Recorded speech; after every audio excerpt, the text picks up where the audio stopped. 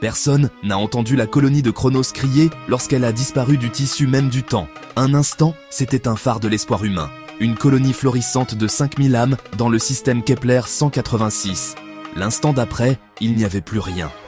Pas d'épave, pas de signal de détresse, pas même une trace radioactive. C'était comme si une main cosmique l'avait effacé, ne laissant qu'un silence glaçant qui mettrait près d'un siècle à atteindre la Terre.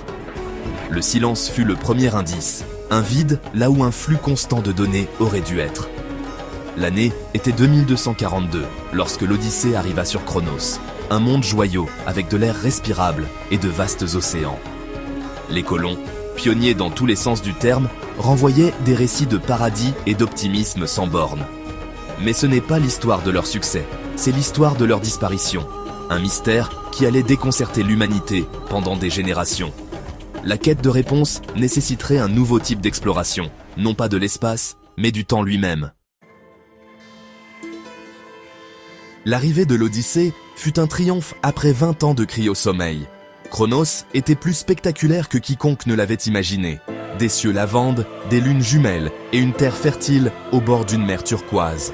Les colons bâtirent Ethelberg, installèrent des fermes, alimentèrent des réseaux électriques et commencèrent à explorer leur nouveau monde.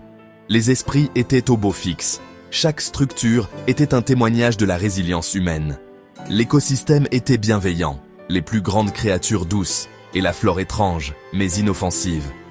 Les découvertes scientifiques affluaient, des plantes bioluminescentes, des formations géologiques bourdonnantes et des milliers de nouvelles espèces. La vie s'installa dans un rythme. Les enfants grandirent, ne connaissant que Chronos, apprenant la Terre comme une histoire ancienne. La colonie prospérait, autonome et pleine d'espoir. Une nouvelle branche de civilisation, prête à s'épanouir. Leurs rapports parlèrent d'un avenir radieux, le rêve de l'humanité enfin réalisé.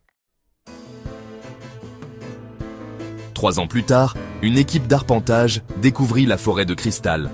Des structures cristallines laiteuses et imposantes qui réfractaient la lumière du soleil en motifs hypnotisants. Les cristaux émettaient une étrange signature énergétique à basse fréquence, différente de tout ce qui était connu. Le docteur Harris Thorne nota que le champ énergétique pulsait rythmiquement, comme si la forêt elle-même respirait. Les visiteurs se sentaient calmes mais désorientés, perdant parfois la notion du temps, ou ayant des rêves vifs et étranges. Ces bizarreries furent attribuées au stress, jusqu'à ce que Thorne remarque l'expansion du champ énergétique, ses pulsations devenant plus fortes. Il théorisa que la forêt était une entité unique et interconnectée, interagissant avec l'espace-temps d'une manière qu'il ne comprenait pas. Dans son dernier paquet de données à destination de la Terre, Thorne avertit « Ce n'était pas une simple curiosité, mais une force de la nature au-delà de leur contrôle. » La forêt de cristal était une anomalie silencieuse et rampante au cœur de leur paradis. Les colons avaient réveillé quelque chose qu'ils ne pouvaient pas comprendre. Bientôt, d'étranges anomalies temporelles se répandirent au-delà de la forêt de cristal. Les horloges sautaient et revenaient en arrière. Les enfants scintillaient sur les aires de jeu. Des distorsions fugaces attribuées à la fatigue. Les horloges atomiques de la colonie, conçues pour une précision absolue, commencèrent à se désynchroniser. Une impossibilité. Les ingénieurs recalibrèrent, mais le problème persistait. Le temps lui-même devenait instable. L'équipe du docteur Thorne relia les anomalies aux pulsations énergétiques de la forêt de cristal. Chaque pulsation envoyait une vague de distorsion à travers la planète. La théorie de Thorne devint plus grave. La forêt était un moteur naturel, manipulant le temps, le stockant ou le convertissant. Il craignait que la colonie n'approche un horizon d'événements temporels, un point de non-retour pour le temps lui-même. Il demanda une évacuation immédiate, mais son appel n'atteindrait jamais la Terre. L'anomalie n'était plus lointaine, elle se rapprochait. Le tissu de la réalité se défaisait. La fin arriva avec une immobilité soudaine et profonde. Toutes les horloges d'Ethelberg s'arrêtèrent à 8h47, heure locale. L'électricité, les communications et tout son cessèrent. Depuis l'orbite, les satellites enregistrèrent une immense surtension d'énergie provenant de la forêt de cristal, une vague d'énergie temporelle pure. Chronos scintilla une fraction de seconde, puis apparut inchangé. Mais chaque signal, chaque signe de vie avait disparu. La colonie était silencieuse. Les bâtiments étaient intacts, les véhicules garés, mais aucune trace de vie ne subsistait. Les satellites recherchèrent de la chaleur, le mouvement, n'importe quoi. Ils ne trouvèrent rien. C'était comme si 5000 âmes avaient été arrachées à l'existence en un seul instant silencieux. Pendant près d'un siècle, les satellites orbitèrent, retransmettant leur veille solitaire aux sondes spatiales. La colonie n'avait pas été détruite. Elle avait été déconnectée, coupée du temps, parfaitement préservée. Chronos devint un monument à un avenir qui s'était simplement arrêté. 97 ans plus tard, l'arrêt sentinelle de la Terre capta un faible signal impossible, la balise de détresse de l'Odyssée. Mais il ne venait pas de Chronos. Il émettait depuis une région lointaine et anormale de l'espace. Le signal contenait un journal de bord fragmenté du capitaine Eva Rostova. Déplacement temporel, horizon d'événements franchis, nous sommes dehors. L'Odyssée avait été démantelée sur Chronos. Alors comment pouvait-elle maintenant émettre à travers la galaxie ? La découverte choqua la communauté scientifique. Une nouvelle mission fut lancée, le Seeker, l'expédition spatiale la plus ambitieuse de l'humanité.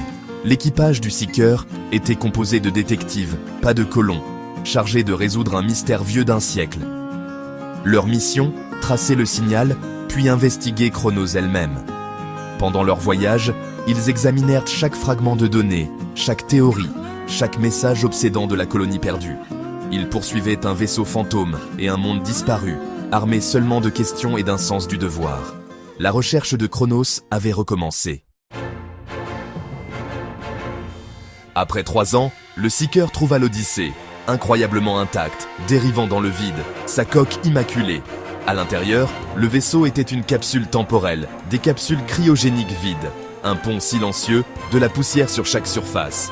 Dans le bureau du capitaine, ils trouvèrent un appareil d'enregistrement, le journal de bord complet et non corrompu du capitaine Rostova, enregistré le jour de la disparition de la colonie.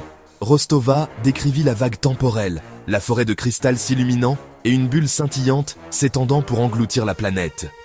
Elle et un petit équipage s'échappèrent dans une navette, l'Odyssée 2, désespérés de sauver les enregistrements et les échantillons génétiques de la colonie. Ces derniers mots, « Nous décollons !» La bulle se referme. Mon Dieu, les étoiles, elles sont fausses. Le journal de bord s'interrompit. L'équipage du Seeker réalisa l'Odyssée 2 avait échappé à la bulle, mais avait été projeté à travers l'espace et le temps.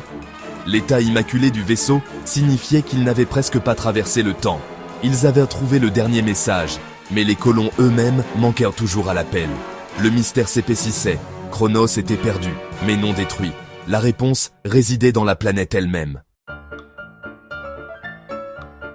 Avec le journal de bord du capitaine et de nouvelles données, le Seeker sauta vers Chronos. La planète était exactement comme les satellites l'avaient montré, belle, silencieuse et immobile. La Drelena Petrova, l'officier scientifique du Seeker, proposa une théorie. La forêt de cristal était un condensateur temporel naturel, stockant de l'énergie pendant des éons. L'arrivée des colons l'avait déstabilisé, déclenchant une libération catastrophique. Une bulle chronostatique où le temps s'était presque arrêté. À l'intérieur, un siècle à l'extérieur pourrait être une seconde à l'intérieur. La colonie était parfaitement préservée, ses habitants figés dans un seul instant. Les colons n'étaient pas morts, ils étaient piégés, vivant à un rythme si lent qu'il était indiscernable d'un arrêt complet. Toute tentative de briser la bulle pourrait détruire la planète, ou pire. Les colons étaient vivants, mais inaccessibles, séparés par un mur de temps infranchissable. Le Seeker orbita Chronos pendant 1 an, cherchant une solution qui n'existait pas. À travers les télescopes, ils virent Ethelburg, une ville figée dans un matin perpétuel, ses habitants éternellement en pause. L'équipage avait résolu le mystère, mais ne pouvait en changer l'issue. Avant de partir, ils déployèrent une station de surveillance, une sentinelle, pour veiller sur Chronos pendant des millénaires. Elle diffusa un message d'espoir dans la bulle, au cas où le temps pourrait un jour s'écouler à nouveau. L'histoire de Chronos devint légende, un conte édifiant et une source de débat sans fin. Les colons étaient vivants, mais perdus pour l'histoire, des enfants d'hier, piégés au seuil de demain. Leur destin fut une leçon d'humilité. Dans notre quête pour conquérir le cosmos, nous devons nous souvenir des forces silencieuses qui façonnent notre destinée.